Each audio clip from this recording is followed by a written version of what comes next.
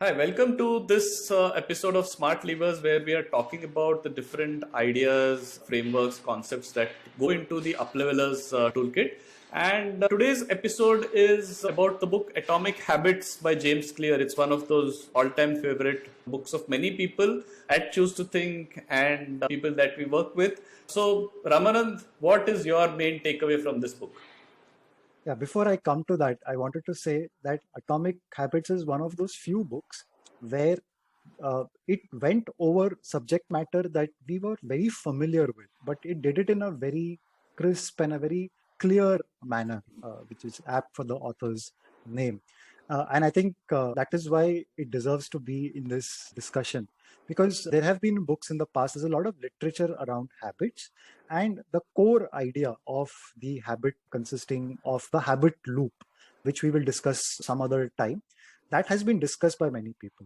So my takeaway is not the habit loop. I think what we learned from Atomic Habits is the insistence on starting from asking the big question of what do I want this habit to lead me to? What is the identity that I want to develop? If you want to be an upleveler, that is your starting point. If you want to be a storyteller, that is your starting point. If you want to be relevant in the future, that is your starting point. I think what James Clear did very well was to call our attention to that question of identity. Everything else flows from that. So do you agree, or did you take away something else from that? Yeah, I think this and the supporting thing that he talks about, how do you actually come to this identity? The two ways that he talks about were eye opening for me. So, either you're all part of this group where everyone is aiming for that identity. So, you're all actually going through that struggle. So, you identify with each other and you're in the same journey, or you attach yourself to a group which is already doing the kind of things that your desired identity is already doing. So then you see people around you, and if they are running all the time, it's just a natural thing for you also to go start running. Or if everyone around you is talking about concepts of up leveling, then yeah, it's just natural that you are also going to start developing that up levelers mindset. So these two ways in which you can get to that desired identity, that was an eye opener for me. And again, if you think back to the kind of things that we've discussed in the episodes on thinking fast and slow, and how can you make this kind of sticky, what are the principles of influence that you are using, and having a checklist to make sure all these things are going right, it's all coming together. That's true. We like to say that we create compound habits, people. Atomic Habits is a good place to start discussing or discovering how habits are built. So, how do we at Choose to Think use the ideas from this book in our work?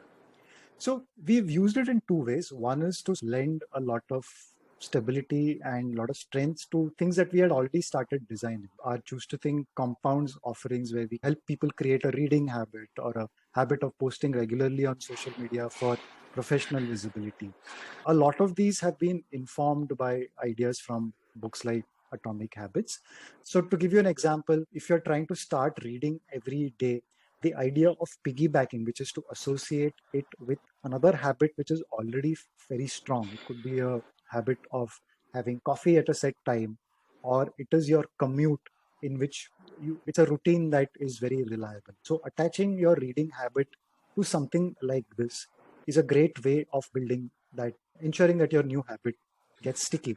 And we've also passed this on to people whenever we meet them in learning contexts, wherein we ensure that there is some element of immediate reward whenever they are going through these learning situations, because oftentimes in learning, all said and done, the results are far off in the future. They are rewards for your system too. But inside all of us is that little child who wants to see immediate gratification. And so we haven't dismissed that. We've often designed to ensure that there is a lot of immediate feedback, positive feedback. We encourage, for example, in our social capital compound, we are asking people to do something that doesn't come naturally to them, which is to write and showcase themselves. So what we've encouraged them to do is to celebrate, is to reward. And some of it we will also discuss in the context of a book called Tiny Habits by Jay Fogg. So the idea of that immediate reward and building that identity, we have baked into a lot of these offerings, because books like these have told us that they are integral parts of building. And what is the role of community in building these habits?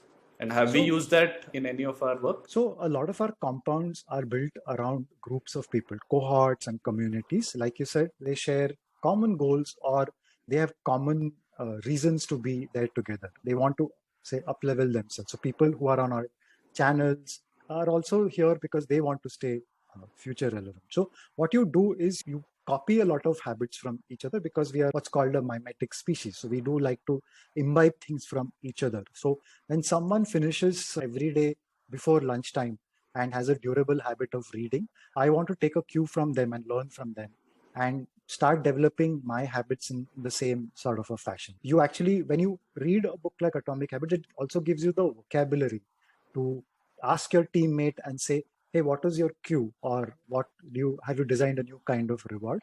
And what are people missing out by not knowing about the ideas that we've learned from this book? We'll again connect back to a lot of the books we've already discussed earlier in this series, something like Thinking Fast and Slow, which reminds us that as humans, our brains are looking for energy efficiency. We do not want to spend time every day on activities. That's what makes a routine like reading or writing for social capital a complex, a compound habit. It needs a lot of different elements. What do I read today? When do I read today? So unlike a habit like say brushing, this is a lot more complicated pull off.